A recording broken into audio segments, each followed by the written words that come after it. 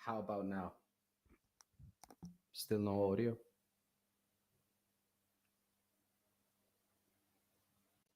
Hey, Nadim, can you hear me?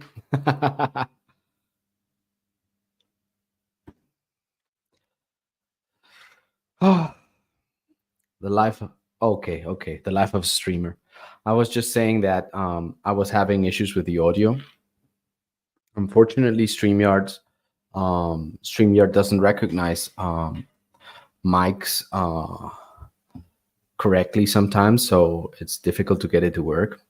I wanted to talk a little bit about moral aesthetics and what it means to what it means to, let's say, be repulsed by something that we see.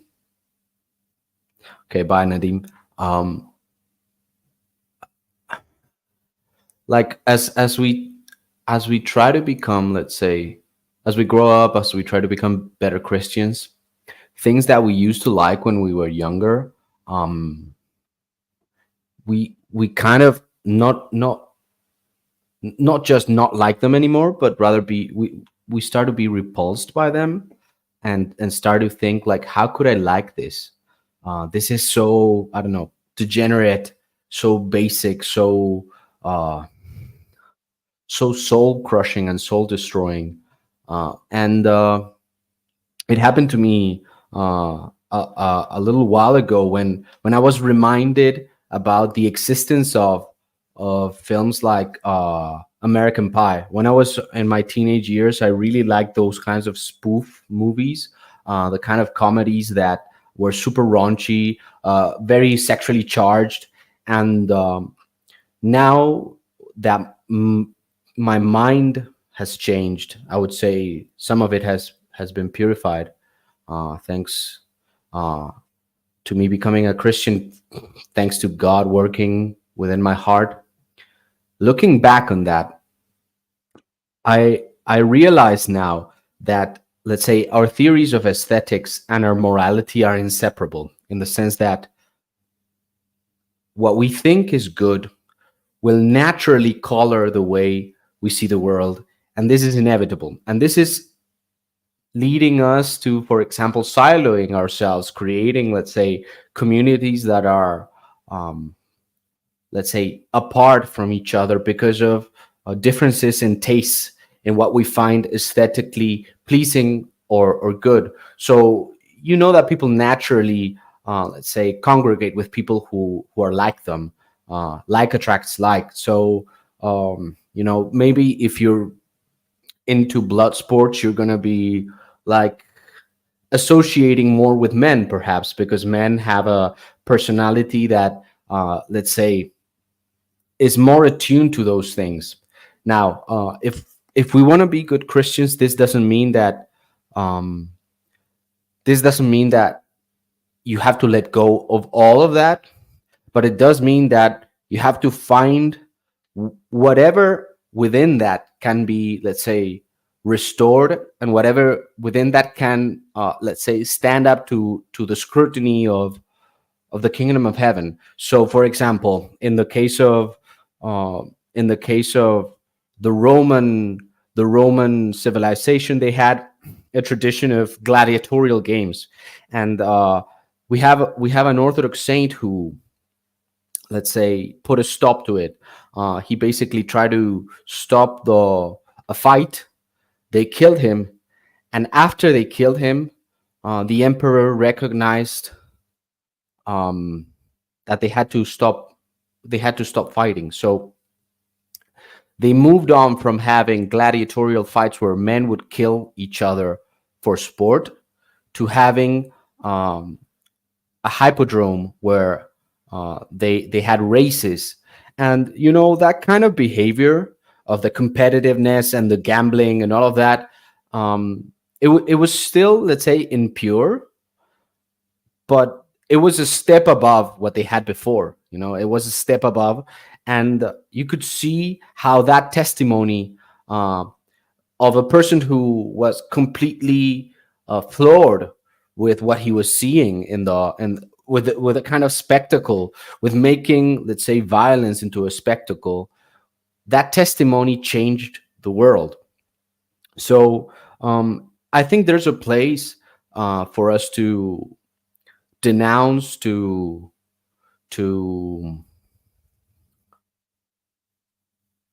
to speak about what we think is legitimate, but at the same time we live in a society where everybody thinks their aesthetics, their morality is the one that's the best, so they try to impose it on others. And this is something that I think is very destructive, because we see it especially among women.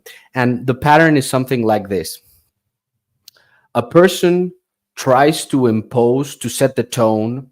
Sometimes they end up tone policing. They try to set the tone, and whatever falls outside of their moral aesthetic, whatever doesn't, let's say, whatever doesn't stand up to their tastes and their standards, must be somehow rejected for a reason. And in this way, they are appropriating power, they're appropriating authority.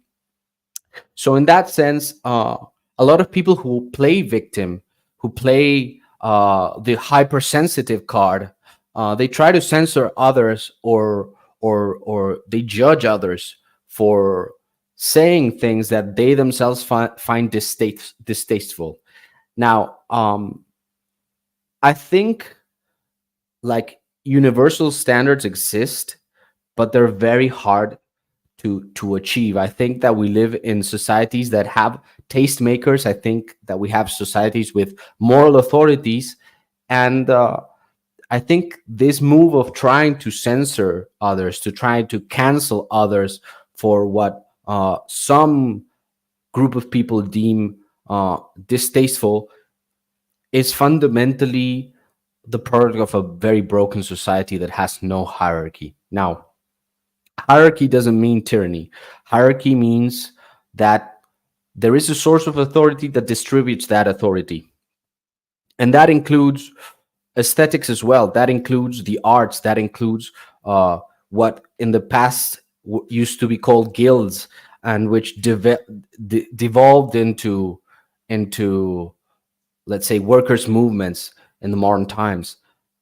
So now we have workers' movements that care only about money and power, but not about the quality of the product. They don't care about morality. They don't care about, um, let's say, the purpose, the ultimate purpose of things. So instead of having authorities that stand up for transcendent values, for justice or stuff like that, we have people who are wallowing in their own filth and trying to impose their own filth on others. So nowadays we have within the Orthodox Church lots of different factions that are, let's say, vying to impose their own perspective on who Christ is, because they're trying to impose their own theology over the tradition. Now, traditions, um, traditions are actually something that is received, and we don't get to, let's say, redefine traditions. That is not the way an Orthodox Christian is to behave. We don't get to retroactively look back into history and read whatever we want about it. We have to actually become disciples of living saints, and in that way, I see two different, let's say, tendencies: one to the right, one to the left. The tendency to the right is to make idols of, let's say, even the aesthetics of the church. Father Seraphim Rose talked about the people who will fall for the Antichrist are the ones who are in love with the smell on the bells, with the externals of the faith, because ultimately these people, they want victory, they want a flourishing orthodoxy, but a flourishing orthodoxy that is ultimately without the cross. Now, on the other side, we have other people who as well don't want to cross, and who want to, let's say, dilute the canons, dilute, let's say, the authority of the church, dilute the dogma, in order for the church to be more in step with the times. And so there is modernism, there is ecumenism, there is universalism, there is all sorts of isms that sometimes do, let's say, grab onto a real strand within, let's say, even our church fathers, but they disregard, let's say, the consensus of the fathers. They disregard the tradition as such. So they try to pick and choose. I'm talking about I'm talking about sects in a sense that try to pick and choose, let's say, an aspect that they like about the faith, and they try to make the faith all about that small little aspect, and that's what we call idolatry. To Idolatry is fundamentally two simultaneous moves that are actually analogous. One is to take a part for the whole, and to put the part in the place of the whole. So instead of having, let's say, a Christ that shows both mercy and rigor, they show a Christ that is only mercy or only rigor. And this is a natural process that happens because we human beings, we enter the church broken, and as limited beings, it is very difficult for us to contain a, let's say, a complete picture of Christ. We are, let's say, in the process of being informed by that, by that, let's say, divine illumination in the practices of the church. So in the meantime, let's say we have all sorts of things going on. We have bad priests, for example. We have bad laity. We have bad recent converts. We have bad cradles. But what defines the church is not the sins in the individual members, but rather it is the living testimony of God. So that is what the church is. So if we don't understand what the church is, it's very difficult for us to then be able to discern what is of God, what isn't of God, and when is it appropriate for us to, for example, embody an authority that is truly given to us in order to, for example, correct others, in order to, for example, um, take it upon ourselves to discipline ourselves or others. Now, hierarchy cuts both ways in the sense that it's not an easy fix. Some people, they want to talk about hierarchy and just like put all the pressure on the hierarchs. They give their spiritual father undue responsibility over their own souls, as if they had no responsibility to guide themselves. And it's easy to fall into those traps when what's guiding us are, let's say, small glimmers of the truth, but not the living Christ in the full tradition. So it's in that sense that we sometimes fall into a very easy trap by the enemy, which is to take things out of context. So I think I think that it's very important for us to, let's say, recognize that we ourselves are flawed, and to recognize exactly where our place is within society, within the hierarchy, what our place is in terms of the authority that we received legitimately from others, the responsibilities that we have, let's say if we have a family, um, our commitment. And we have to also understand that these icons and idols of God, they work within, let's say, a living tradition, which is we cannot separate them from the whole and expect the part to be the whole. That is inherently what Satanism is. So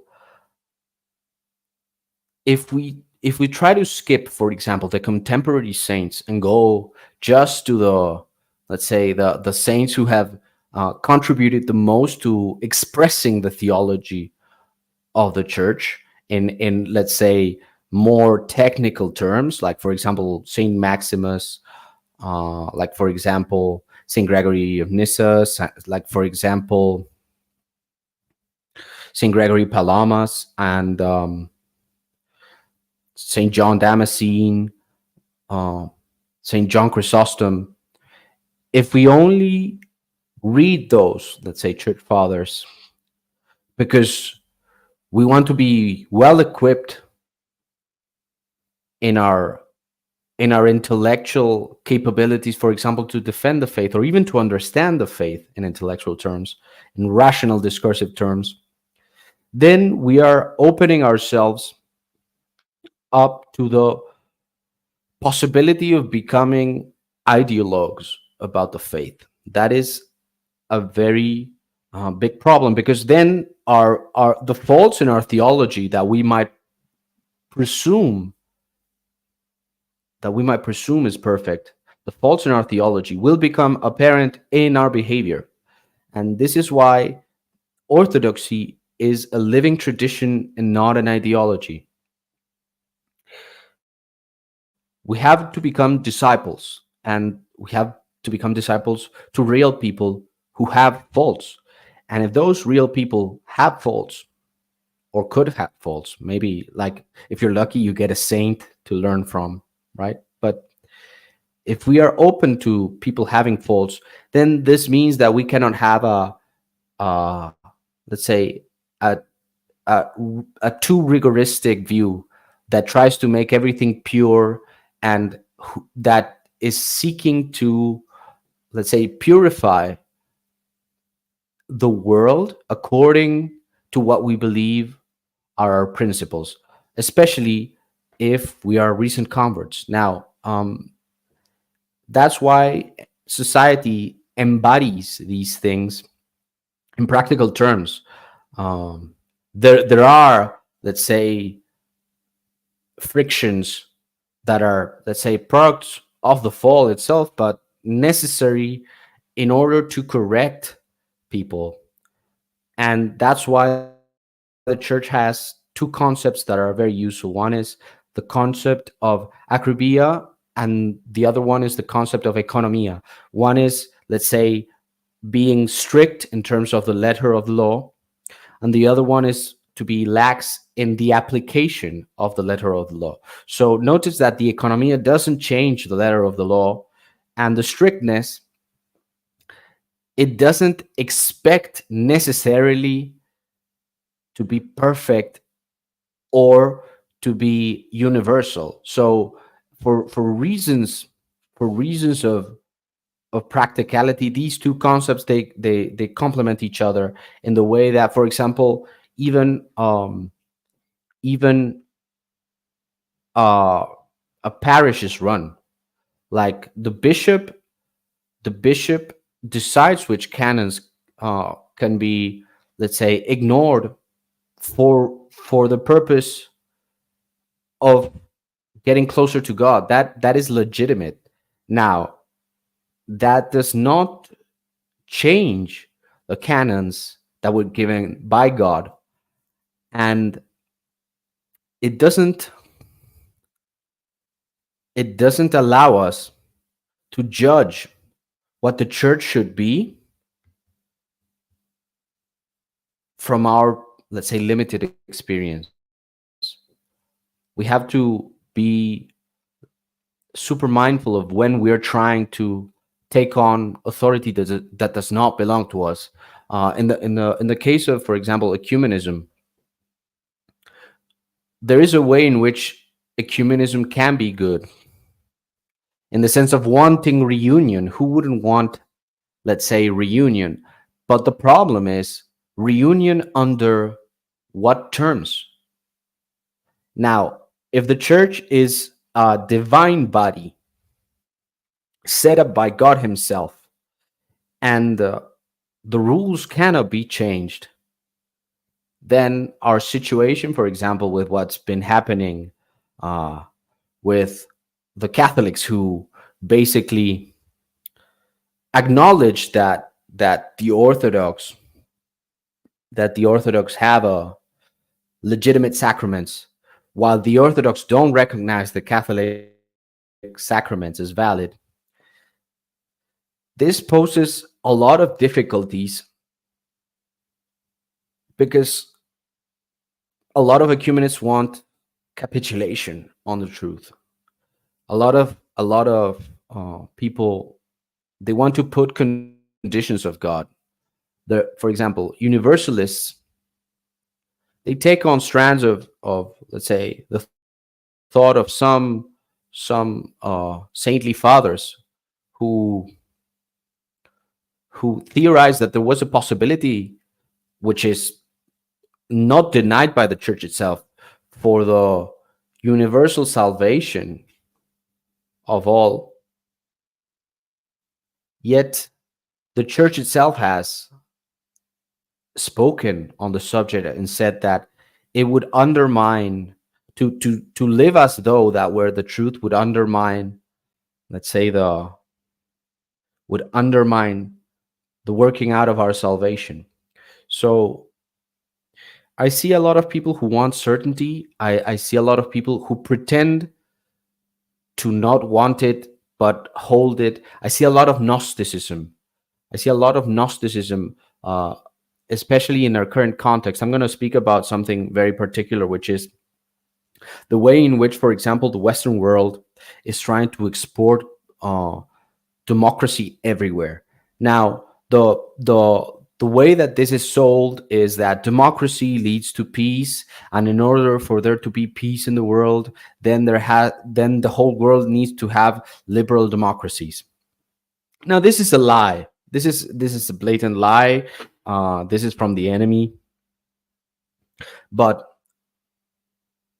you can see in people, for example, going back to the topic of moral aesthetics, which is the title of this video, you can see that when you criticize democracy, it's as if you were a heretic.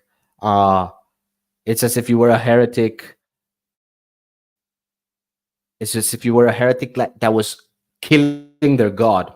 So we see that, for example, a lot of neocons, they're trying to sell this idea. They're on a religious crusade to, let's say, liberate the world from evil and from tyranny, by simply meddling with other people's elections, with other people's governments.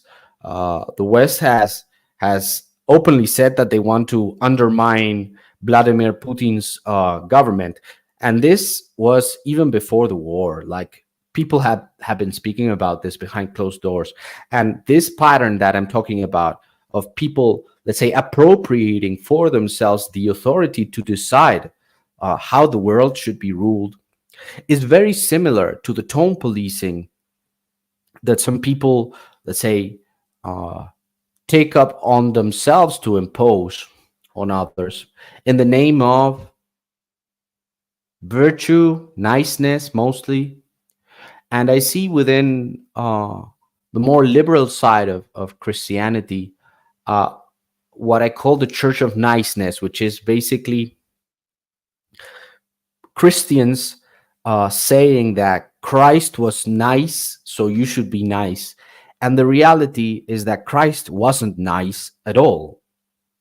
Christ was good. If he had to be harsh, he was harsh. But this idolatry of niceness, this very feminine attempt at like indirectly subverting structures, because uh, it tries to guilt you into letting go of real, let's say, issues, into letting go of your resources, your power, your authority in the name of their moral aesthetic. These people, they're trying to impose an idol of God onto everyone else. Now, can niceness be virtuous? Sometimes. Sometimes. We have John over here. John, do you want to jump in? Well, I'll add you, man, and if you want to go out, you go out. Hi, Hey, John. How are sorry. you, man? What's up, dude? Sorry, we have super overcast here and internet is shoddy. I've been trying to message, but it's like nothing sending through. So We'll see how long I'm here Okay. for until my internet gets shut off again. Okay. Yeah, we have a storm now here in Madrid. So, but hopefully nothing will destroy the stream. So, do you have any thoughts on the matter? Have you what did you catch some of the stream? I haven't caught anything. I just got here. I'm sorry. Okay, no, fair enough, man. Like I was basically going over the way in which people, let's say, take it upon themselves to impose their idea of what the fair rules of engagement are, because they have, let's say, pre rational feelings about things. Like they have emotional reactions to uh, something that violates perhaps their values, their beliefs. And this is a concept that I call moral aesthetic. I didn't invent it. It's basically the intersection of aesthetics and morals, in the sense that your morals clearly guide, let's say, what you find aesthetically pleasing or aesthetically good, even. So there's a tendency that I see within a lot of, let's say, more feminine people, not necessarily women, to try to tone police others, because they sometimes hear certain language That's as not too nice. harsh. Yeah, yeah, yeah, exactly. Yeah. So I don't dispute there being, let's say, standards. I don't dispute there being even, let's say, objective harshness or objective niceness, laxity, however you want to call it. But to make niceness into a virtue is actually to make an idol out of niceness. And what we need to do is to be able to, this is my perspective, but I think it can be found in the fathers as well. You have to know who you're talking to and from what position you're talking to them. And this is very difficult, because sometimes people put you in impossible situations. Like, for example, I've heard priests like complain that the women that go and like ask for their guidance treat them as if they were their husbands, like as if they were the ones to like fix their life, and as if they could like just go and complain to them and like rob them of their time, which is honestly meant for something else, not for just bitching about their lives. But we see here like an interplay between people who, because of their feelings, because of what they experience, feel the need to, let's say, moralize others and take upon themselves the authority to correct them, and in so doing end up like lifting up an idol of Christ. So that's how you get, like, for example, the hippie Jesus, the Jesus wouldn't do that, and this and that, which is like sometimes it's correct, but most of the times it's just heresy. So I don't know if you have any thoughts on that, or how you feel about the concept of moral aesthetics. No, I would say the same thing. Like there is a way. Like we need to learn how to talk to people, because I mean, like, not everyone is going to take the you're just dumb. That's a stupid argument you just made, and blah blah blah. So therefore, you're just dumb. It's like we got to find. There has to be a level where we can just be like, well, what about this? What about that? And like kind of like get on with that. But there are times where you need to stand for this. Like, just like, no, absolutely not. This is bad. I don't know. I mean, I'm a dummy. But like, yeah, that's kind of how I feel about that. Yeah, I would agree with you. It's the same. Like, we can't always just attack people full blow and expect for them to just be like, okay, I understand. There's just no Yeah. way that's going to happen. Yeah, I don't know if it was yesterday, but I think I had a conversation with a woman who was like mentioning that that the newer converts brought in, let's say, an energy that was um, pretty dangerous. And I would definitely agree with the assessment that it is dangerous. But I also think that there are no certainties in life. And for example, I've heard like this argument by a feminist, that women should have the right to go outside, uh, like their home at night, and not be assaulted. And I would say that they do have the right to not be assaulted, but at the same time, it's like, do you think that a right is a guarantee? Like this constant demand that people respect what people believe they should receive is nothing short of madness.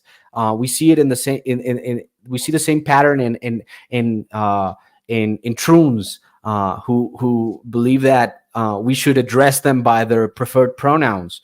It's like they want to change the world to suit their own beliefs about the world. And the reality is that our own beliefs as fallen people will create a world that is unsustainable. There's a reason why we sing, "Blessed are the meek, for they shall inherit the earth," in the sense that the meek means the disciplined, and the lowly, in the sense of the people who are humble.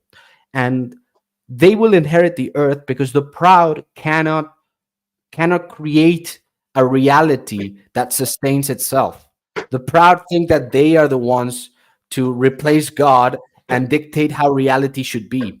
So I see a lot of, let's say, fake humility and niceness that is actually trying to subvert, let's say, subvert moral norms, and to introduce their own idol of what Christianity should be.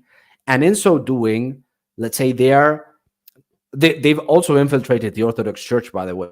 So this church of niceness that I see going on is an interesting thing, because they try, these people, they try to hold on to, let's say, what seems virtuous, what seems nice, what seems, but it's just worldly. It's just pleasure. It's just hedonism. It's just let's say, not uh, let's say, not being harsh, because harshness is inherently sinful in a sense. But the concept of harsh is relative, and sometimes we need to be harsh, and sometimes we need others to be harsh on us. Now, of course, we have to be mindful of who we're speaking to, and there's a sense in which we need to condescend.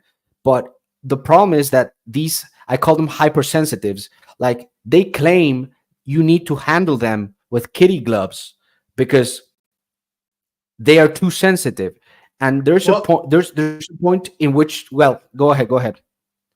I just want to interject real quick. Like there's, I think because like I've thought of the same thing of hypersensitive. I think there's two sides to being hypersensitive. Like there's two sides who are like where you have to treat them with kitty gloves, and then the other one is knuckles off. I don't know. What do you think of that? Am I a liberal retard or for thinking that? No, I think that what you're saying makes sense. uh the thing is, we have to have like the right, let's say, standard, uh to, like, it's not the same, let's say, if, like, people have stages of development. So, like, you wouldn't expect the same kind of behavior from a 5-year-old than you would for a 15-year-old.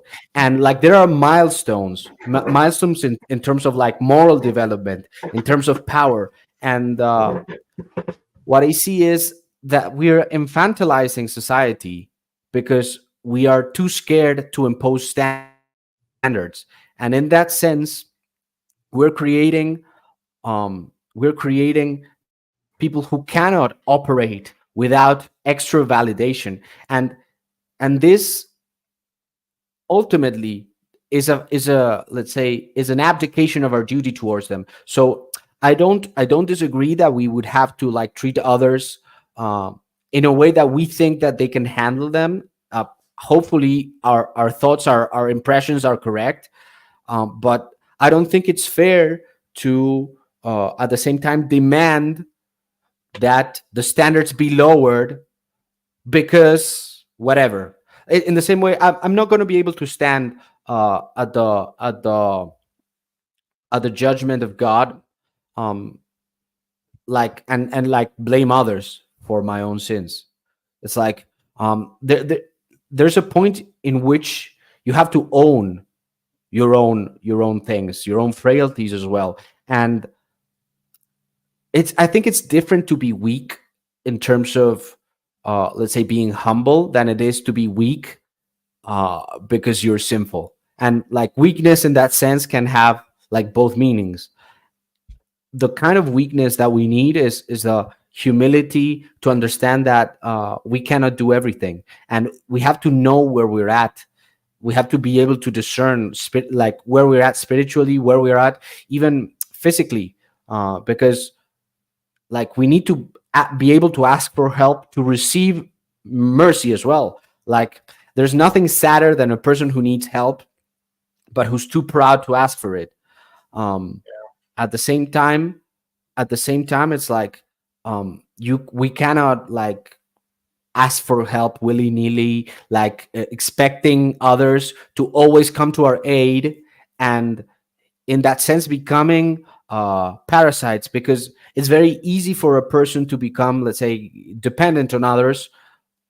And in a sense, that's what we're doing with a lot of the things that we're doing. Even like, there's nothing wrong with charity.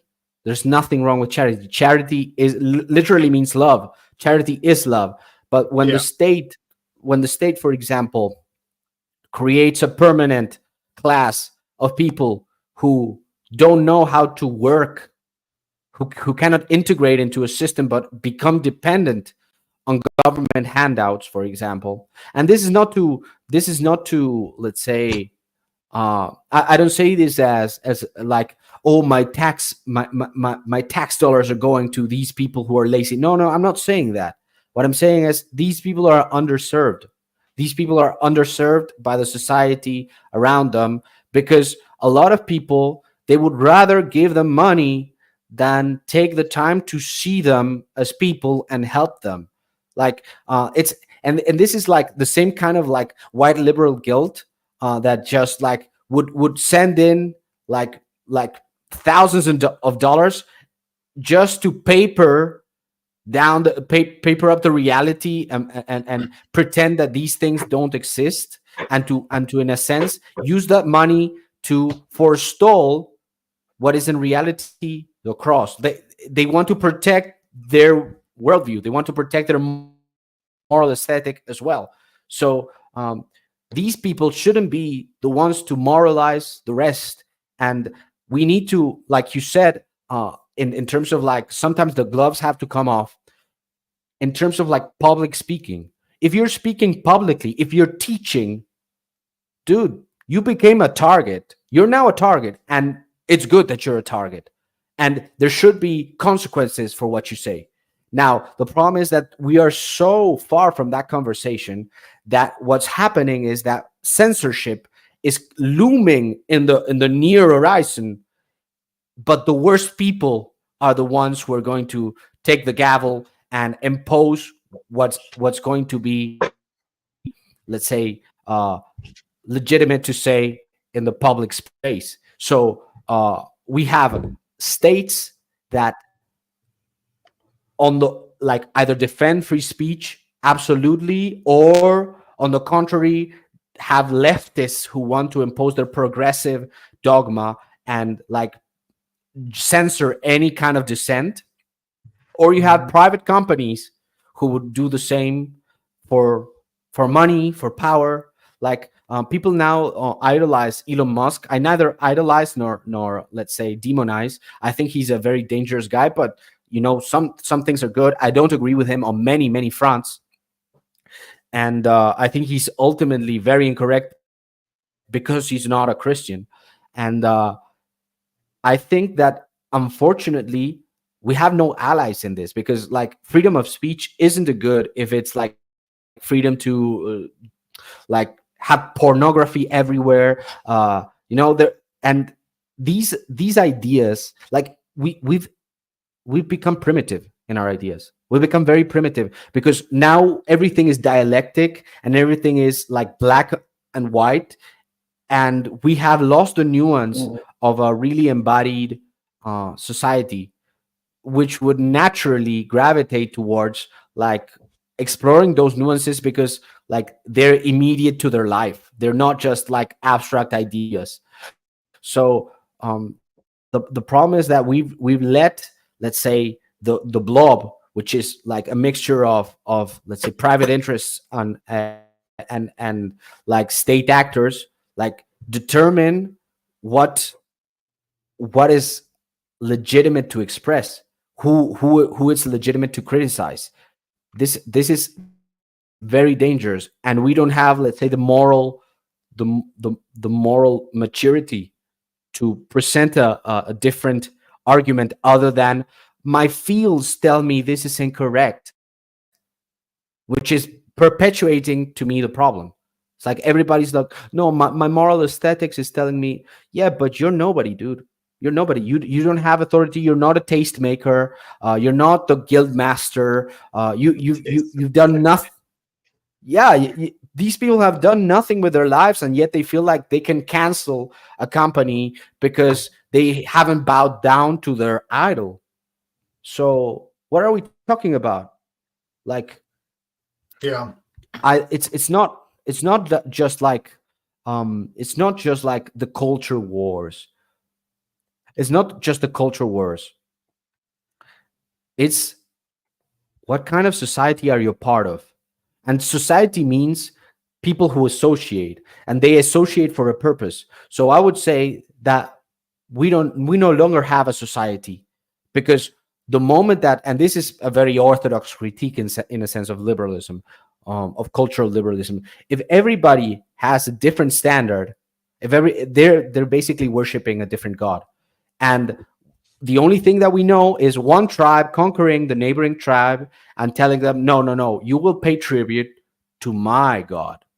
And a lot of people, especially in the right wing, I would call myself more of a right wing kind of guy myself, but the problem is the people in the right wing itself are saying, no, no, no, we have to come together because along the lines of these loosely connected idols. And it's like, yeah, have you noticed that the conservatives are in favor of homosexuality now? So what Christian values are they defending? No, no, no. Now Christianity for them is simply a means of gaining votes. So I say that I'm for Christianity, but in reality, I'm for the blob, and this has become normal. This has become normal because our cultural horizon leads us to that, and that is, to me, war. That is war. We are at war because everybody is pulling in a different direction, and the ideology of democracy tells us, no, no, no, this is the way it's supposed to be. No, no, no, One no. thing, Why? yeah, and like one thing I had a problem with like a lot, like kind of growing up. It was more like in my 20s, where like I often like wondered like all right, we got like this gay guy on our side, and this trans chick on our side, like Blair White, whatever, to be on the right. And I'm like, and this was like before I even knew anything. Like I was super dumb back then, but I had the idea of like, well, this is kind of contradictory. Like, why would I want somebody who is homosexual to be on the right side? And I mean right side as in political side. Like why is that? Like, it just makes no sense. Because like you are the like, I don't mean it's in a bad way, but I was like, you are what we're fighting against. Like, doesn't that make sense? No, no, definitely, definitely. And it's just But like, the thing is, they're not. They're not, because some people have fundamentally undermined what, let's say, conserving meant, because ultimately what we understand as conservatism has always been classical liberalism, and classical liberalism has no way to impose moral standards. So it was inevitable that I those would moral have standards would evolve. I would have to say that like my whole view like on conservatism, at least growing up as a child, I left it behind for a while, did my own thing for a long time. And then recently like came back to all of it. But what I was explained to be a conservative was to conserve the Bible, conserve its roots, conserve its laws. That's what a conservative was. It wasn't about, I guess you could say, liberty or whatever. But but no, like we were always just like, what are we conserving? It's always been the Bible. That's it. Whatever God wants us to do, that's it. And that's like, I guess, sola scriptura, my friend.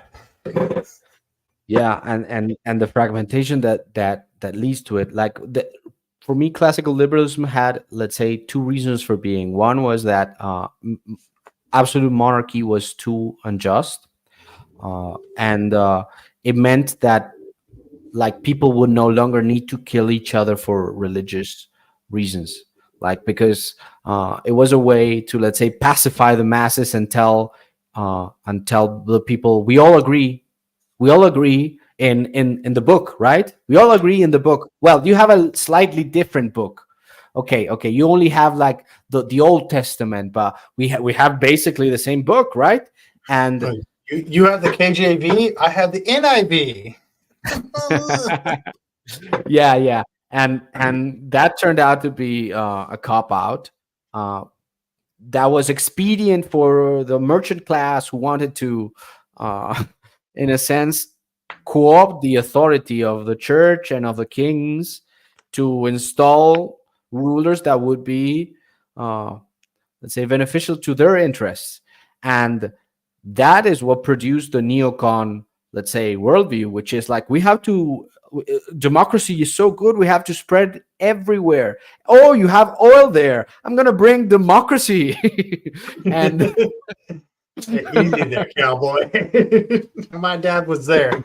My dad no, spread no. that democracy. No, but like, I understand why a lot of people would be, let's say, in a sense, like, a, attracted to that view, because it's like, of course, who doesn't want to be a hero? Yeah. Who doesn't want to free the oppressed? So the problem is that Who doesn't want to give that clay patty to that Haitian?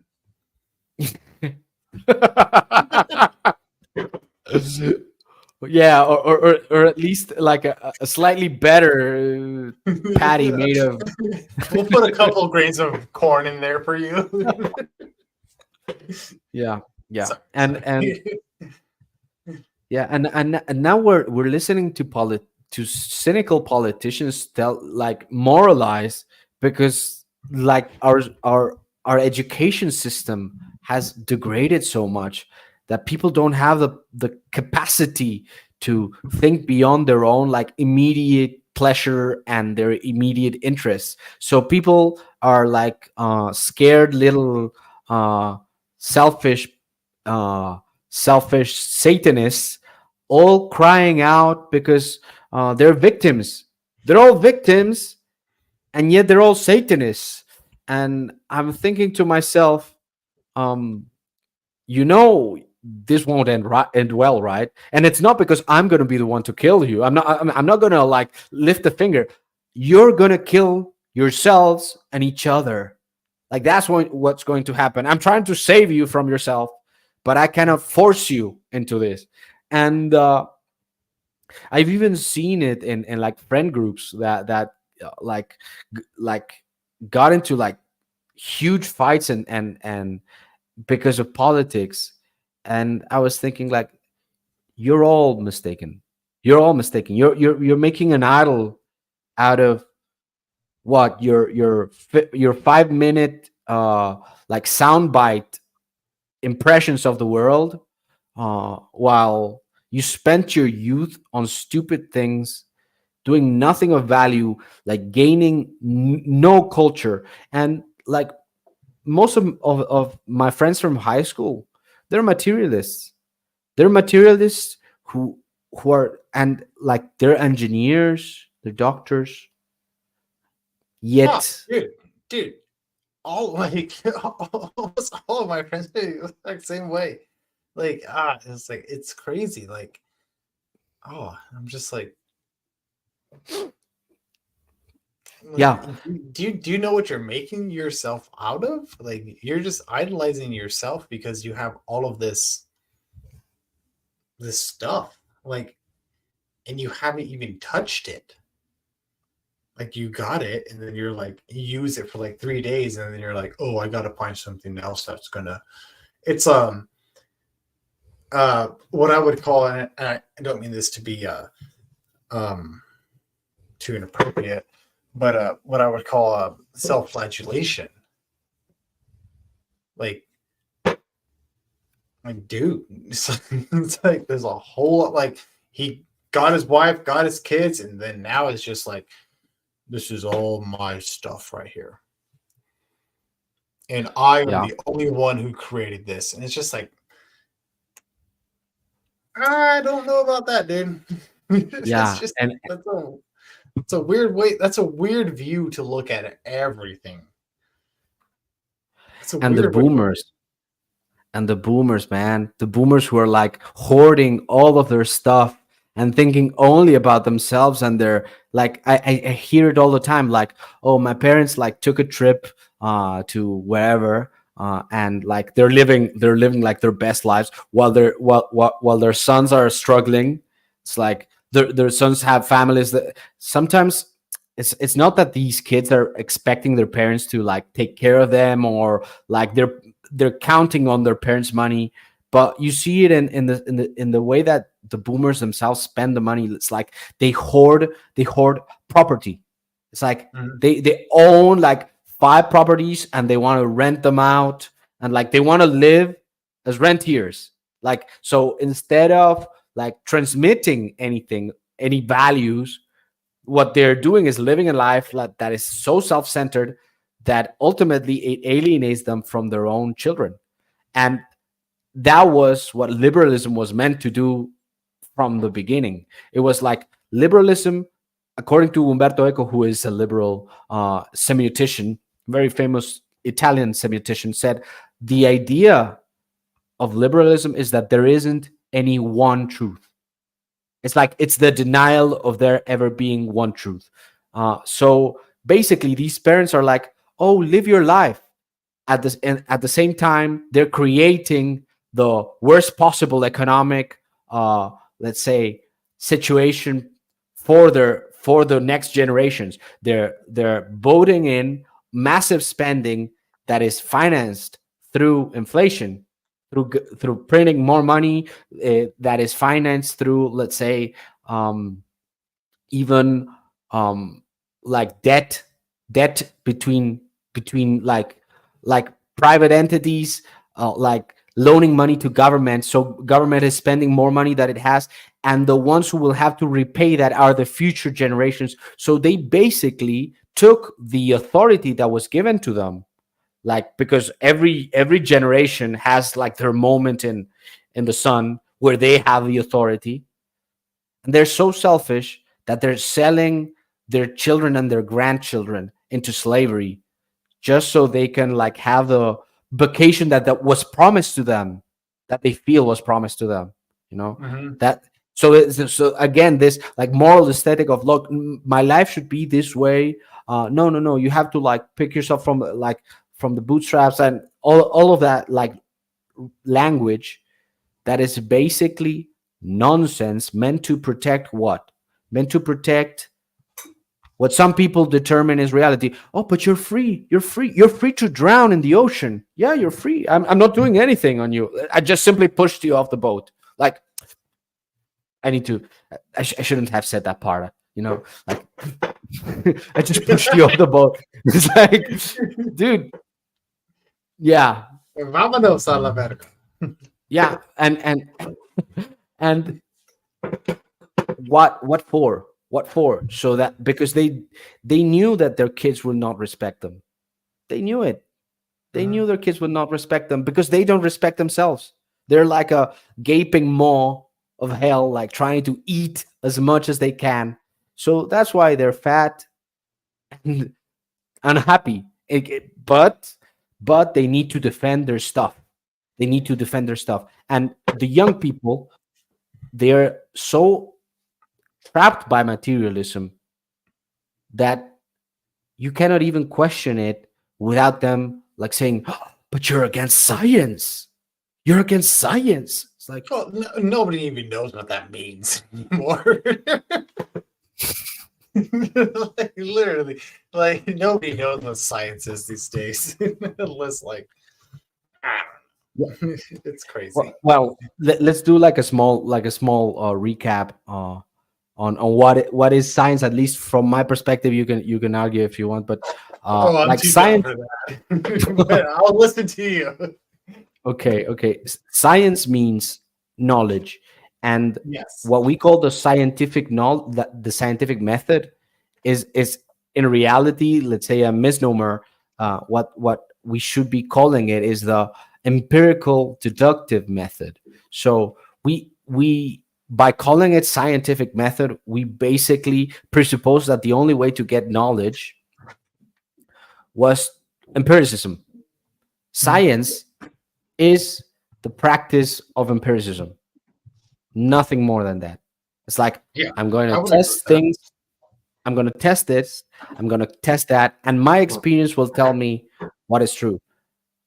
Yet that is not knowledge. You haven't told me why we should have tested those things before. So there is a step that is being, let's say, there's a step that is being denied in the process of doing science, in the process of doing empirical research, which is, why are you studying this in the first place? And they tell you, oh, it's just to know. It's curiosity. It's like, well, you could have studied anything else. It's like, Yeah, oh no, I wanted to go to the gay orgy because of curiosity. It's like, I wanted to yeah. see what it was what it was Be like. like, do you know who Sneeko is? Are you familiar with him at all? I've heard his name, but I don't know who he is. He said like, uh, you know, we should all if you're married, you should all have I'll put this in a PG way for you. We should all have the experience for somebody to sleep with their wives just to know what it feels like, because then you will truly know what a relationship should be. Ah, that's disgusting, man. That's Yeah, disgusting. it's just like what? Like, it's like, well, Yeah. if you don't allow that to happen, you will never know what true jealousy is. Like I Why thought I would I would be want to know that? Why would I well. want to know? Well, I thought like true jealousy was like when somebody was like, I don't know. Well, but let's put it this way. Um, you can like, we're stuck in this veil of tears until the next life. Um, we're gonna experience suffering. Would you like chop your hand off just because you needed the experience to chop your hand off? Like, you would be able to experience the world as a one-handed man. Like, you would be able to experience life crippled. And it's like, no, no, no, thank you. I'm crippled enough as is. Like, I'm I've got all this baggage. Welcome to the club. Yeah, yeah. So Yeah, it's it's this like this because like just because I hit a blind guy with my car, he's like, you don't know what it's like to be blind. I'm be like, oh, I'm gonna pluck my eyes out just so I can understand this guy. I'd be like, no, get off the road. Yeah, and the irony is that they all preach this gnostic concept of like, oh, but you don't know it, but I do know it. I do know it because, and then when they have the first chance to do it, like they take riches, they take power. Like 1 second ago, they were like saying that was evil because you're not sharing it, and the moment that they have the opportunity to do it, they grab it for themselves, and it's like, oh no, but I'm working for the revolution. You see, because I made this TikTok video, so you know I'm voting. I said, I told my followers to vote for Kamala. I told my voters, I told my followers to vote for Kamala. You see how progressive I am. I care so much about people. But you know that guy, 13,000 people liked my video. Okay.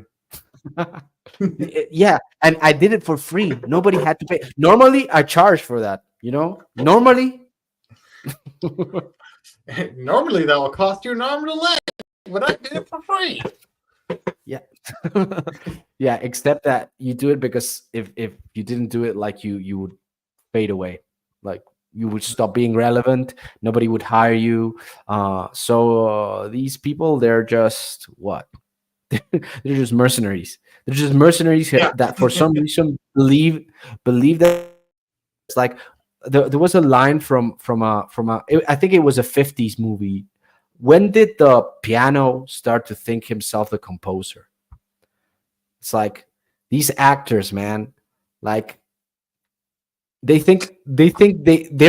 smart. They're smart because they play smart people There on was the this film. video that, dude, you nailed the head. You nailed the, what is it? You nailed the nail on the, whatever it is. You get it. But dude, there was this video I saw today where it's like you said the exact same thing just now. Like, and I saw it and I was just like, this makes no sense. Like, have you ever seen the TV show Sons of Anarchy? Yeah. Okay. All right. Well, it was like a behind the scenes of that. And then like I guess like you can be like, "Oh yeah, that's cool." But like Yeah, you can share it if you want. it was retarded, dude. Like what this guy was saying and like the message behind it. I'm trying to find it right now. Sorry. Go ahead. Keep going. I'll try to find it. Now, anyway, like I do want to give artists authority to speak on matters, but why do you have to be so degenerate, man? It's Yeah. like I want you to be like super good acting teacher, but you should like take a step back and sometimes listen to moral guidance as well, you know, from people who actually devoted their lives to pursuing God while you pursued being seen by others. um, which is like I don't want to demean actors. I think that some actors are very talented and some actors do a lot of work, but uh, Mhm. you're listening to two retards, Nadim, because fundamentally you want to believe that you can be as retarded as us.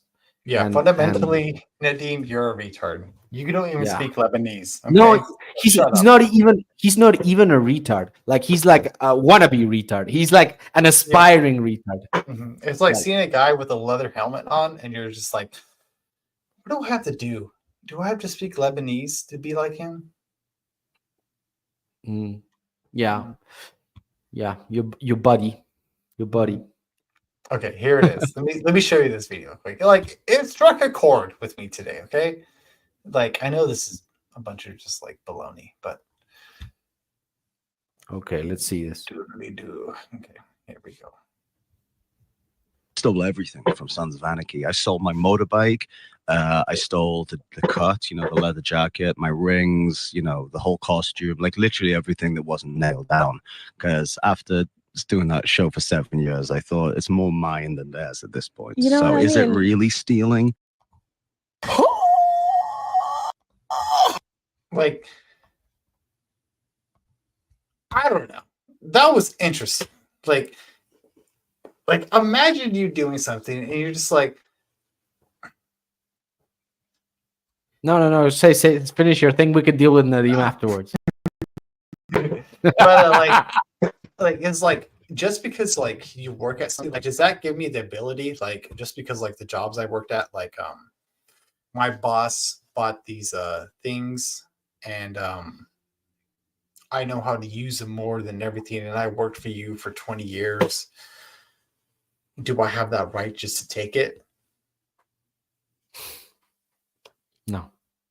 No, no. That was fucking, I don't know. That was wild. That was a wild thing I saw today. And I was just like, this is a crazy thing to say. This is crazy. Yeah, and it would Um, be different if you asked for it. But if you yeah. say like I stole it, like, dude, and you're proud of it, like think about the society that has to be like, oh, I'm okay with this. Like, no, that dude is good looking, so I'm gonna let I'm gonna let him say the stupidest shit, and I'm gonna clap. It's like Oh my it's gosh, you got a boner for him. Just joking. no, but have you ever had like the experience like some people like I don't know in a classroom like a dude says something stupid but he's popular, everybody claps, and a dude said and a dude that everybody hates says a banger and nobody says anything, and it's like, dude, it's clear that there are different rules for different people, so let's cut it out with this like egalitarian shit, like Well, let's cut it yeah, out. I would, yeah, I would have to agree with that because, like, yeah, I've done that. Okay, I've done that. I've been the person that's just been like, no, I'm gonna take this. Goodbye, people. In fact, the first time I ever bullied somebody, I remember it so clearly. I still, this is bad, but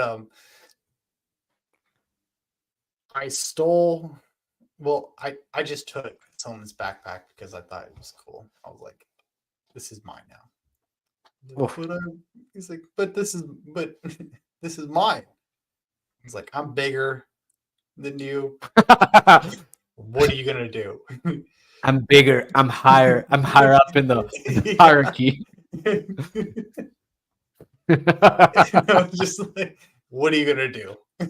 Okay, thank you. No, that's too bad. That's sad. That's sad. I wish I would have spent more money now. I wish I would have spent more money and had like a track so I could like push a button and like play a a little violin. Might I make was strides apparently. I was a bully. Like it was funny because like my brother and I, we were the bullies in high school. Like people like it's like the worst time ever. Like especially like now living here in California, people like are so I hate bullying people. And they're just like, have you guys ever been bullied? Like, do you know what it is to feel like being a victim? And my brother and I will look at each other and be like, You're terrible. You're terrible. we're just You're like, still bragging. You're, like, what do you're you mean? still Like, bragging about it years later. It's like it's it like was you're gonna funny. be It was sitting. funny. You're gonna be sitting with your grandchildren, and you're gonna be saying like, "Look, I'm gonna tell you guys a story from my youth. Like I was a super big bully, and you're gonna like be that idiot. I stole his backpack." No, We I'm beat kidding. that kid up because he had braces. Like, why, Grandpa? Well, I don't know. Yeah, It was just funny. yeah, It yeah. was funny to see his lips all mashed up in his braces. I'm gonna say something controversial, and like we were just joking right now about like bullying is clearly not cool, and It's not cool. but Don't do it. bullies never bully well-adjusted people. I'm just gonna throw it out there. Like I have. bullies generally like pick the weakest link. They pick the weird guy. They pick like the people that makes them feel like uncomfortable, or the people who are like ridiculously vulnerable for some reason. It's like to the point where it it offends the bully's moral aesthetic that this person lives. It's like that's why that's why bullying is such a let's say revealing thing, revealing dynamic, because um, I used to date a girl who was bullied when she was younger, and I could definitely tell why she was bullied. She was so self-obsessed. She was so self-obsessed in a vulnerable way, which was like, it made people uncomfortable. Like the way that she would present herself as just like, like a dead fly who would not hurt anybody, but who deep down had like super awful feelings about others. It's like, oh no, Mhm. I'm helpless. I need help. And it was like, of course they bullied you. Like they knew they couldn't trust you. Like you were bullied because these kids they felt like unsafe around you. They felt unsafe either because you would not like take up your share of the burden, or because ultimately, and this I confirmed after I got to know her more like personally, but because she had the same or worse values that those people. It's just that she was too weak to apply them.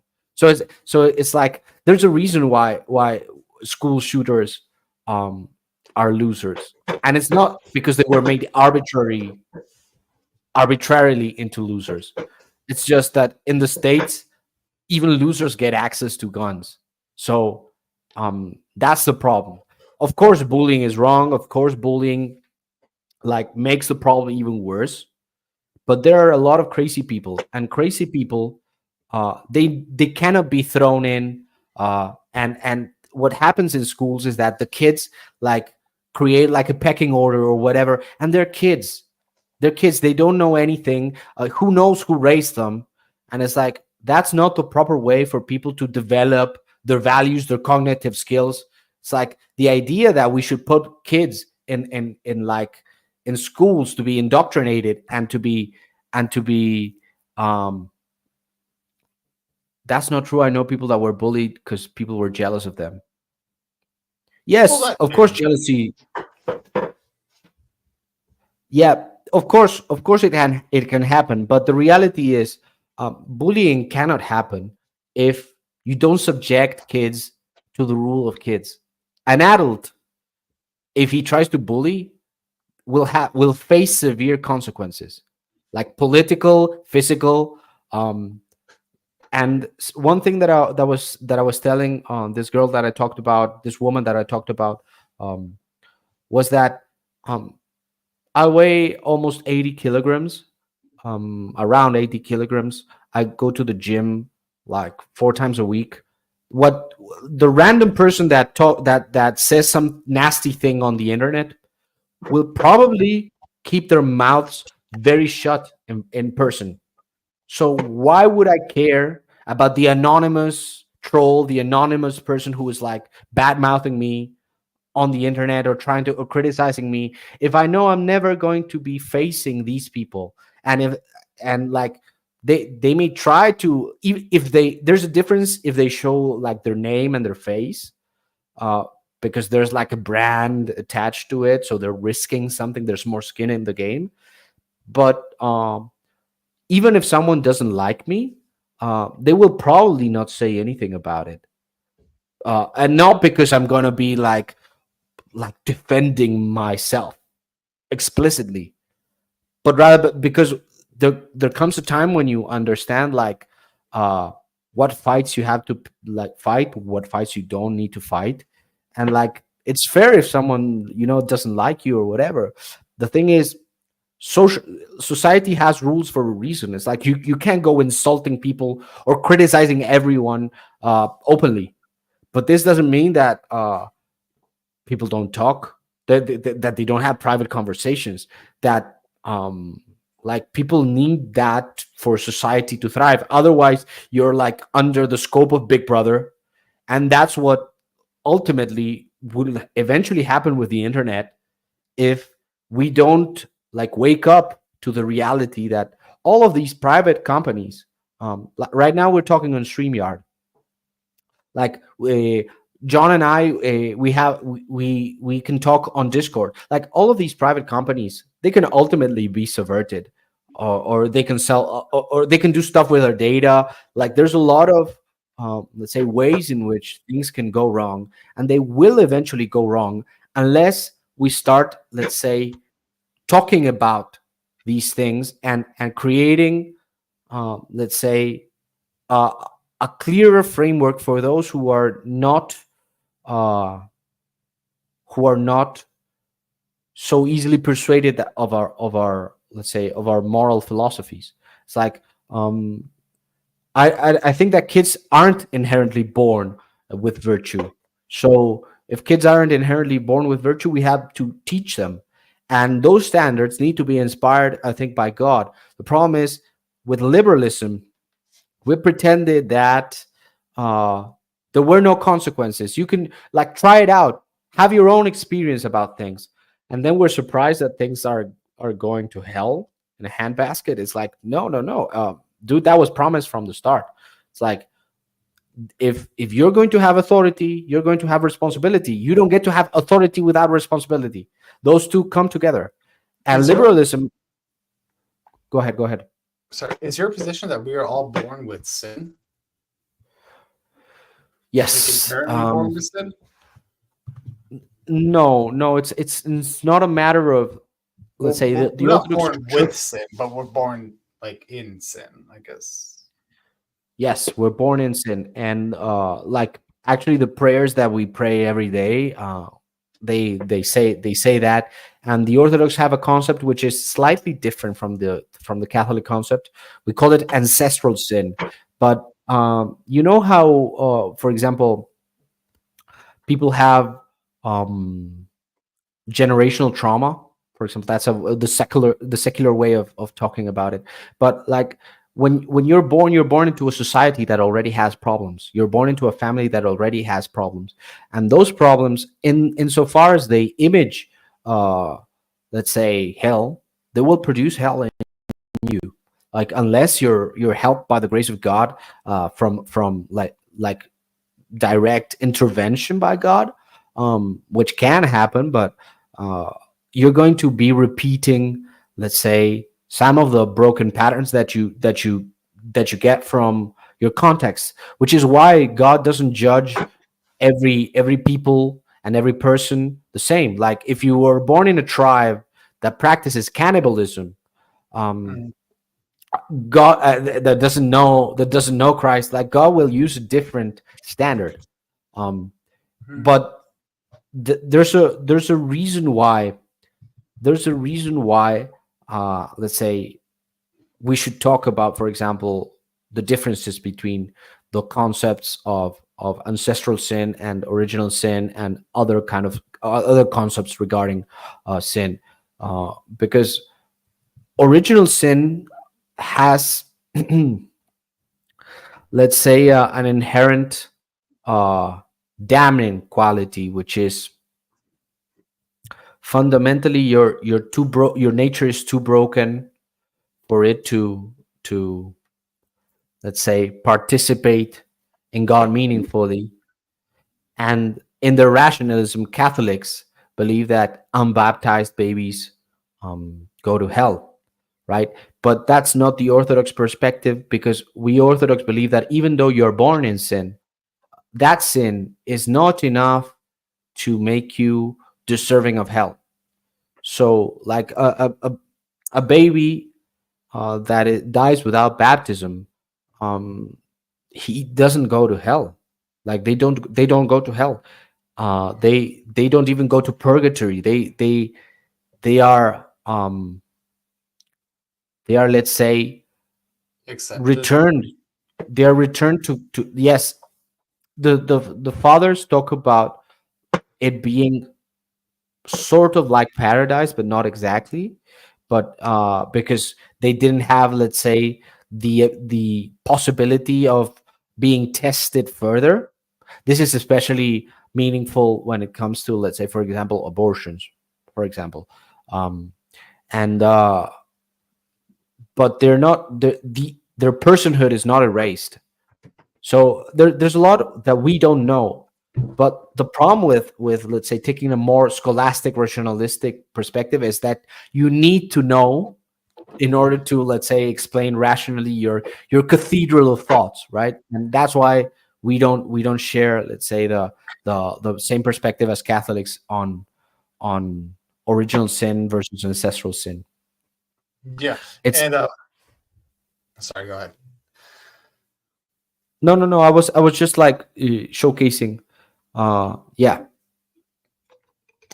And one thing I would agree with that, because like I do believe that we are born inherently with original sin. We all are. Um, but I don't think like if children are, God forbid, unlived or whatever like that, and they don't have the ability to do to have like to come to Christ or have the conception, like I don't think there's I don't think they just like straight just go to hell. I don't know. Does that make any sense, or am I just being dumb? No. It makes sense. It makes sense. I will admit though that I couldn't pay too much attention to what you said. Could you repeat it?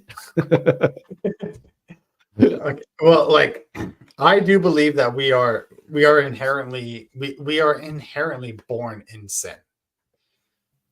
We are born in sin, like through the Mhm. first fall of man and everything like that. Yeah, Because like I Adam. mean, Paul, yeah, because I mean, even Paul speaks about it plenty of times where he's like, I always want to be doing what God's will doesn't want me to do."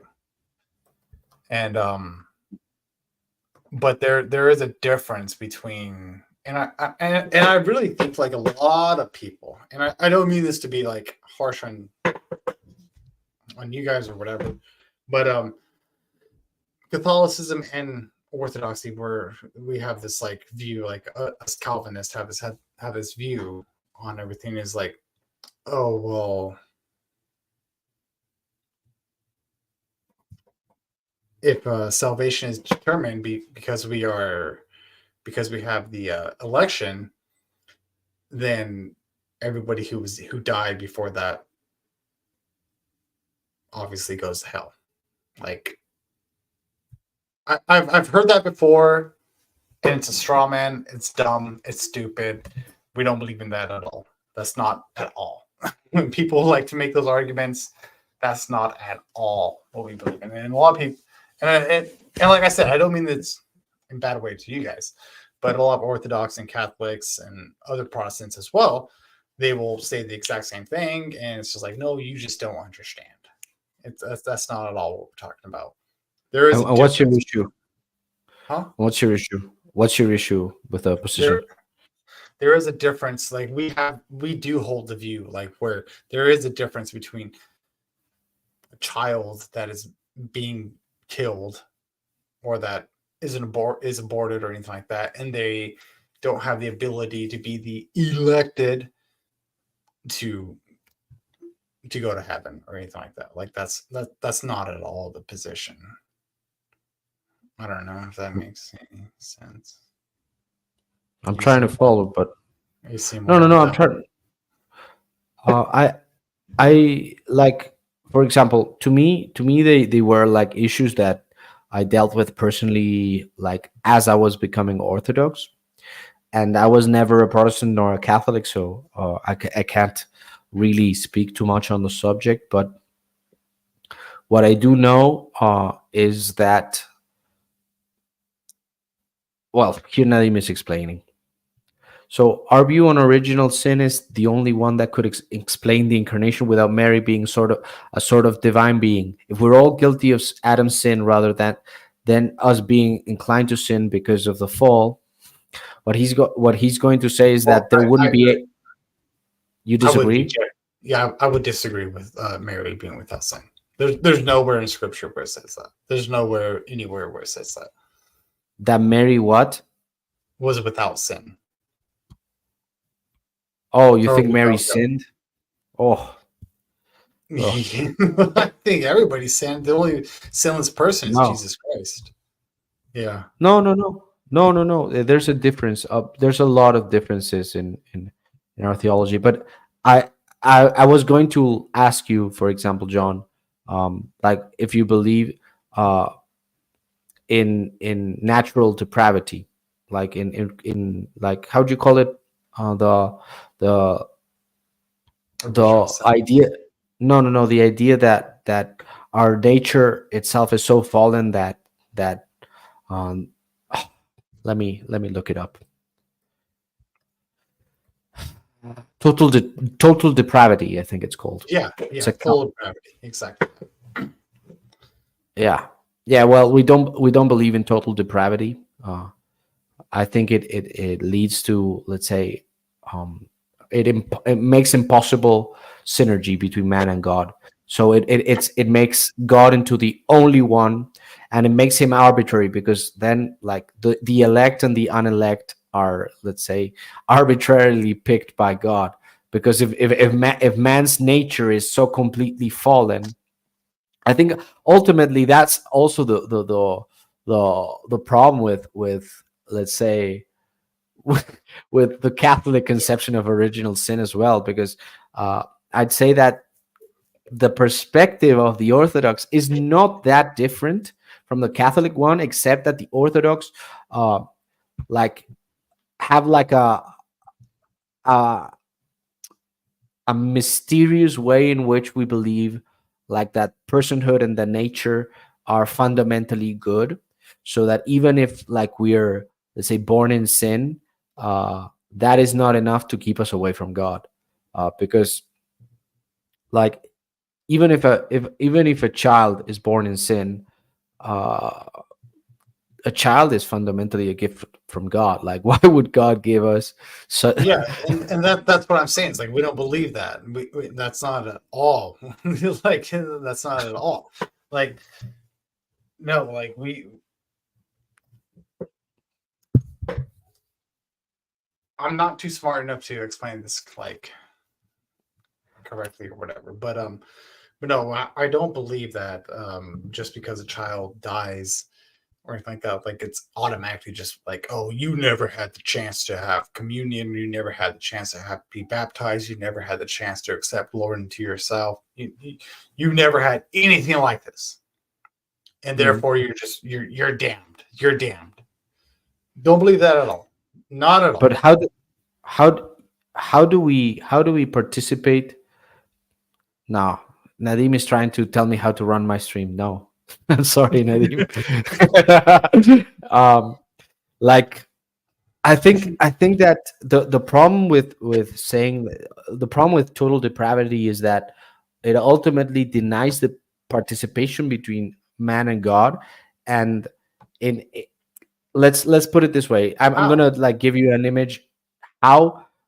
Because, like, what can we do to become like God? Like, total depravity says, like, okay, we keep the image, but we have lost the likeness completely.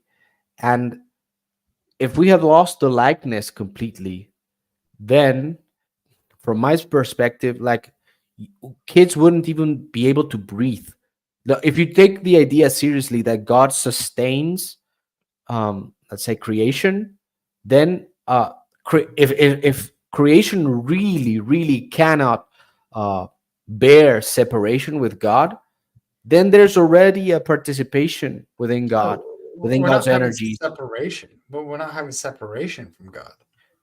But did they lose the likeness completely We don't lose our likeness or to anything like God? that. No, we don't lose our likeness to God. We are all creating God's image. No, but there's a difference between image and likeness in Oh, Orthodox okay, theology. okay. Oh, okay. Can you Yeah, explain no, a little no, bit about that? yeah, I because don't, in I don't know. Orthodox, I'm sorry, I don't know. So that's why I'm asking. yeah, in Orthodox theology, like, the image, let's say, is the aspect in which our nature couldn't, like, fall completely. Let's say we have a nature, for example, us humans, we have a human nature that is distinct from, for example, the animals, uh, and that image of God retains the possibility of us to rejoining God. So in the garden, We were like God, but we lost the likeness. We lost, let's say, the capacity uh, to express God's being in our own, but not completely. Like our fall did not distort from the Orthodox perspective. Like you said, we still retain the image, but we have lost the likeness. We have lost, let's say, the capacity to be completely in line with God. So we have lost, uh, in the way that, we lost paradise because God could not dwell within a fallen vessel. Like we were expelled from paradise and we gained mortality for our good, because if we were immortal, we would be eternally damned like the angels. Like the problem with the angels is that they're bodiless and immortal, so they cannot repent. And from the Orthodox perspective, repentance is linked to being embodied. Okay, I lost John, but Nadim is saying, "Bro, you told me to write in the chat." Okay. Um. So what I was saying about the likeness is, when we fell, we didn't fall completely, and we need our bodies to repent. We need not just God's help, but we need, let's say, the potential that our bodies afford. And mortality implies that potential to repent as well. So without that death, um, without that possibility for change, without having bodies that could die, then we would be stuck in hell. So actually, death was a mercy by God, and our image could retain the likeness because we didn't fall enough that our nature was completely incapable of imaging God. So that's basically what I want to say. And that in our image, uh, there's, let's say, there's the possibility of participating with God again. So anyway, that was what I wanted to say. John, you disconnected for a second. I did, but I got pretty much the concept of it. Okay, But okay. Anyway. uh, um,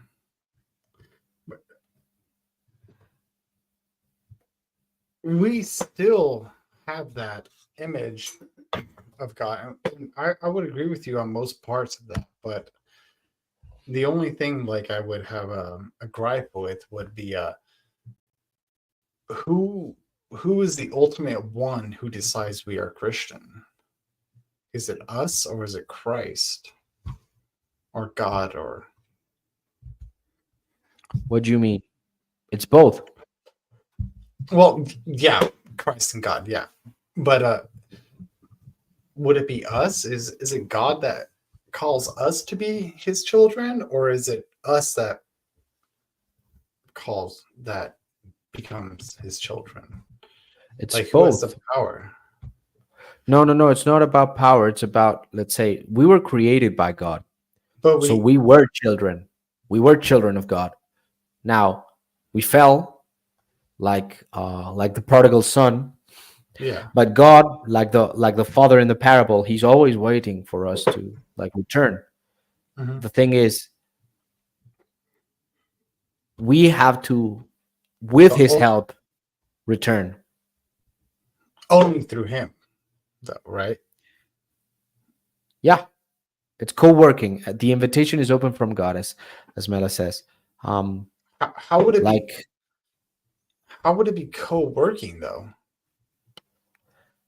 because, I let's mean, say, like God's I know we have the. I'm sorry, but I know we have the. I know we have the free will, and I know we have the ability to like accept Jesus Christ and to make that decision and all that. But ultimately, Christ is the only one who could say who could save us. Because I mean, I could say I'm a Christian all day long, and then I can go have, and then after the stream, I can go have an orgy. Well, but what's the salvation meant to like fix? The fall, right? Yeah, If the yeah. if the if, Our original fall as men, so as mankind. before we fell, we were in communion with God, right? Yeah, And this means, from our perspective as Orthodox, is like that we were in accordance to the energies of God. We had like we walked with God, we talked with God, the Spirit was with us. So there was a participation in God that was, let's say, immature but present there. So when we talk about, let's say, the essence and the energies of God, we're talking about who God is for himself and who God is for creation, right? um, God looking towards creation, he's God present in creation, right? So, like, of course it's Christ who is ultimately present in creation, in all deified creation, in all creation that is participating in God, right? So that's how, like, creation participates in God through man. Man participates in God, and in so doing, let's say, pulls all of creation into let's say, the life of God. And that is what Christ came to do. Of course, it was through the crucifixion, but it was also fundamentally through the incarnation. So Christ assumed human nature and to restore and united his divine nature with the human nature to redeem and represent this human nature deified into God. Okay, so what's happening in the sweep, let's say, of salvation is that man's nature is represented to God, so the image of man can reattain the likeness that it lost. Now, uh, I'm talking about energies of God, because energies, let's say, if you heat, let's say, iron, it will become red. Okay, but iron is not the heat source. Okay, iron is not, let's say, the wood that I burned for it to become hot. In the same way, God energizes creation. God gives that energy to creation so that that creation can participate in God's energies. And energy means work, but it's not, let's say, the product of the work. It is the being of God, who is love, who is, all of the attributes of God. So when we say that we participate in God, we're not like adding on a layer of platonic ideas of, oh, I'm doing what God wants me to do. No, no, no. I'm doing God's work, which is I'm doing God's will, which means I am being God transitively in creation because I'm his emissary. I'm acting God's will, which makes me as God. And that's why we Orthodox say, like, God became man so that man could become God. And it's not that I, the created being, who is who is a human, who has a human nature, suddenly attained divine nature. No, no, no. That's not what happened. What happened is that I recovered the nature that was created originally good and participating in God. So that's what we mean when we say we attain the likeness of God. Sainthood is the perpetual participation in the energies of God. And that's what the church really is. The church is all of creation that participates in the life of God. The saints, they live eternally because they are eternally in God. Now, well, who the like defines that? we that God defines that. Then God how would defines we that. know? How would we know? Well, because we have a church that is divinely inspired. So uh, when the church, let's say, canonizes someone, it's the church is not saying, okay, we've decided that these people are saints. The church is saying we recognize God's decision in sanctifying this person. There are plenty of saints we don't know about. Okay, there are plenty of saints we don't know about, but like, Would Martin Luther be a saint? no, no, Why? Why? unfortunately. Why? Why? Why? Because we consider him a heretic. Like, Really? if yeah, if you look at, for example, a lot of the church fathers, they teach that like martyrdom is to testify Christ, right? Like, if you're testifying for a heresy, even if you're killed for it, even if it's like a really Hollywood-esque movie of the person doing like the glorious heroic last stand against their enemies, and they themselves feel like they're the heroes of the story, if they were defending the wrong faith, it was for nothing, man. Because like, and I don't mean to make it like a banal comment, but I don't doubt that Muslims and all sorts of heretics like have the same inner, let's say, experience of, let's say, be defending the true faith.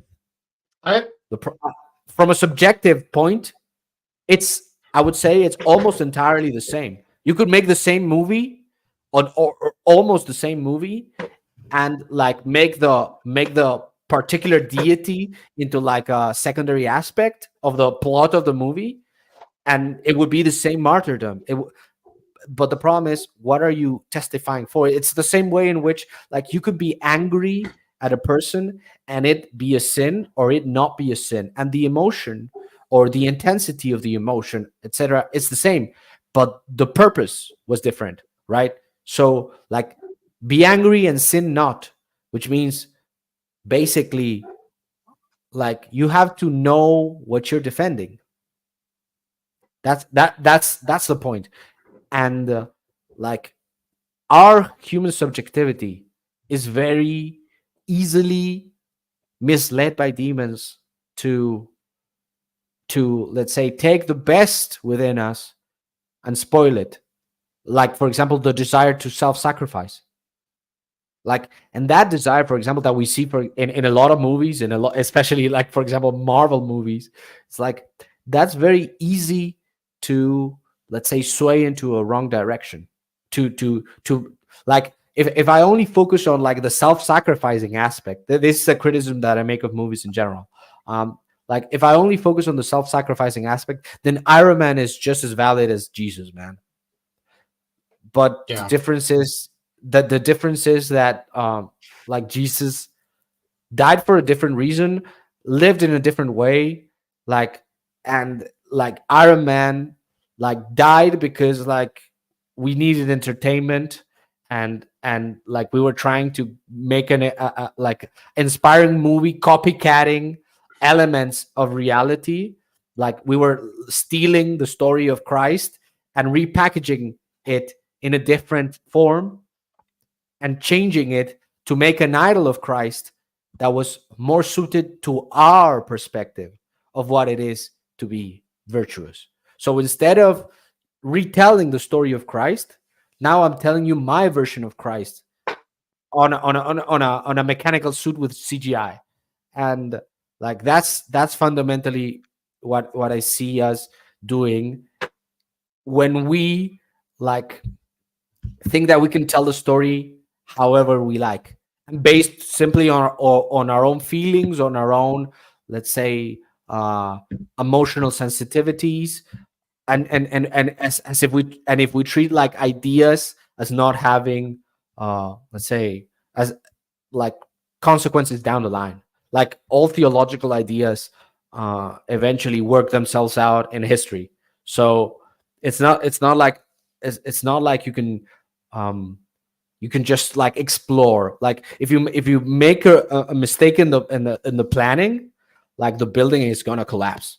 Sometimes it takes longer. Sometimes it takes uh like a shorter amount of time, depending on how let's say how structural the flaw. But that also plays into like our concept of the Antichrist, because the Antichrist, he's not like Father Turbo says, he's not going to be a like a 300-pound black lesbian, like Oh the God, Antichrist. not. No, because no, I he's accidentally probably going to slept with be her. the Antichrist Just joking. is I would never. I would never. man, the Antichrist is probably going to be, I don't know, 6'2", like good looking, Hey! and yeah, you're going to be the Stop talking Antichrist, John. about me. Stop talking. Hey. Very humble of you to identify with the good looking part, but yeah. but I'm 6'3", okay? All right. Okay, okay, all right, all right.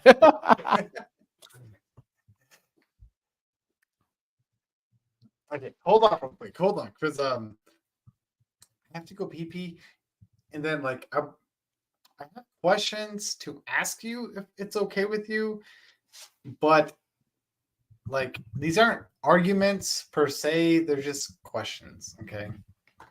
The Antichrist is sure to be. Yeah, no. I He's thought too weak. He's too weak. he's too weak. He's too weak. He's too weak and He's- old. I can Like, sneeze on him. He's like, oh yeah, yeah. He's too thin, man. Like he's old and thin. But yeah. I Nadim, completely. Yeah. L in the chats for Nadim. That was Okay, John, Let me- if you want to have a conversation, I'm gonna do like a new stream, because I think we've talked enough. Like this is a long enough stream. We can do back to back streams, but like I'm gonna finish this and then we can do the next. Okay. Okay, yeah, I'm cool with that. Yeah, just let me know So whenever you're good to go. yeah. So anyway, thanks for watching. I got it.